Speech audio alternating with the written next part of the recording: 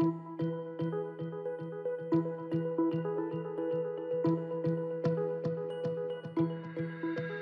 ce qui concerne l'élimination appropriée des déchets biomédicaux, le gouvernement canadien impose des exigences strictes pour assurer une élimination sécuritaire.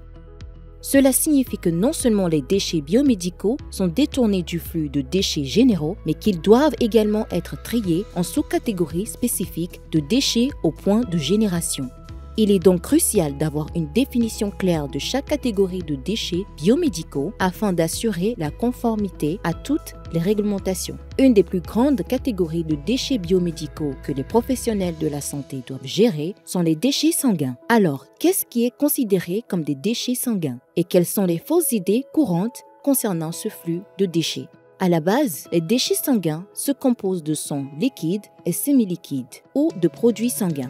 De plus, les déchets sanguins incluent les articles saturés de sang liquide ou semi-liquide ou de produits sanguins. Si vous le tenez ou le compressez, il y aura des gouttes de sang. Notez que toute quantité de sang infecté par un agent pathogène transmissible par le sang comme le VIH, l'hépatite et le paludisme est considéré comme des déchets sanguins, même si l'article n'est pas saturé. Les déchets sanguins comprennent également tous les fluides corporels contenant visiblement du sang. L'urine, les vomissements ou les selles ne sont pas considérés comme faisant partie de cette catégorie, sauf s'ils contiennent visiblement du sang.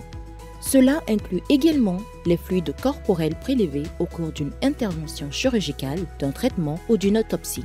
Tout autre fluide contaminé par du sang est également considéré comme des déchets sanguins. Bien que les déchets sanguins constituent une grande catégorie large, les éléments suivants ne sont pas considérés comme des déchets sanguins, malgré les idées reçues. Urine, sel ou vomissement, sauf s'ils contiennent du sang. Sac et tubulure IV.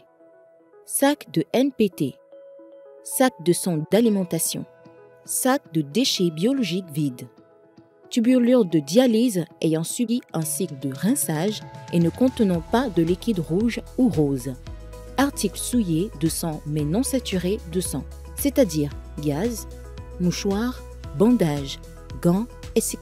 Grâce à une compréhension claire de ce qui est et n'est pas un déchet sanguin, il est facile de bien trier au point de génération. Les déchets sanguins doivent être placés dans l'un des conteneurs suivants. Un seau jaune, une boîte en carton avec doublure jaune, un sac réutilisable avec doublure jaune, un conteneur réutilisable M64. La méthode de collecte spécifique peut varier selon l'installation ou le service. Il est donc important de se familiariser avec les différentes options. Pour plus d'informations sur les déchets sanguins et d'autres flux de déchets biomédicaux, visitez notre site web.